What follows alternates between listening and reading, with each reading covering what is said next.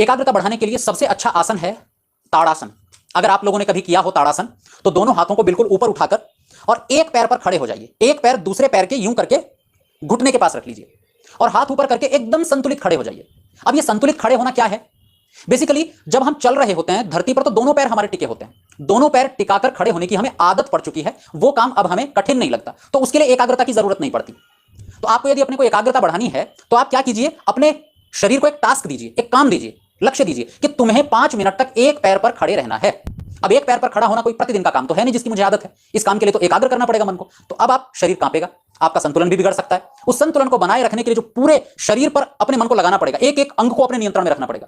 पैर की मांसपेशियों को संभालना पड़ेगा, उसके साथ साथ आपको हाथ की मांसपेशियां संभालनी है, कमर की मांसपेशियां भी संभालनी है, और ये सारा काम मन से होगा। मन को पूरे शरीर में दौड़ाना है। जैसे अगर युद्ध हो रहा हो, सेना लड़ रही हो, तो सेनापति उस समय क्या करता है? पहले युद्ध लड़ते होंगे, आज नहीं लड़ता कोई सेनापति युद्ध। वो क्या करता है? दौड़ दौड़कर सारे विभागों की सूचना लेता है। हाँ भाई, वहां क्या चल रहा है, यहां की क्या स्थिति है, ये मोर्चा कैसा चल रहा है। वो बहुत तेजी से सभी मोर्चों पर काम करता है। ठीक ऐसा ही हमारा मन भी सारे मोर्चों पर एक साथ काम करता है, एकाग्र हो जाता है, एकदम कुछ नहीं सोचता, खाने पीने, भागने दौड़ने, मौज मस्ती करने, कुछ नहीं सोचता। अभी उसको शरीर को बैलेंस रखना है, आदत पड़ी से। दूसरा काम आप क्या कीजिए, प्रतिदिन प्राणायाम कीजिए। सुबह सुबह खाली पेट बैठिए और अपने पूरे श्वास को बाहर निकाल दीजिए और बाहर निकालकर रोक दीजिए। अब रोकिए तो आपको लगभग 10 से 15 सेकंड बाद यह अनुभव होने लगेगा कि फेफड़े श्वास मांग रहे हैं, कठिनाई हो रही है। लेकिन अभी छोड़िएगा मत श्वास को, क्योंकि अभी तो मुख्य काम प्रारंभ हुआ है।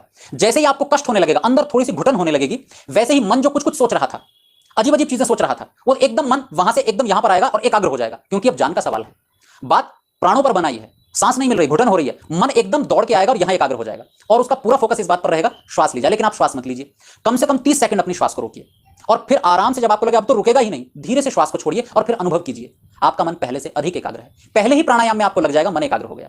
और ये प्राणायाम आप प्रतिदिन 2, कम से कम 3 बार कीजिए और अधिक से अधिक, जब अभ्यास होता जाए धीरे धीरे, तो अधिक से अधिक 21 बार करें।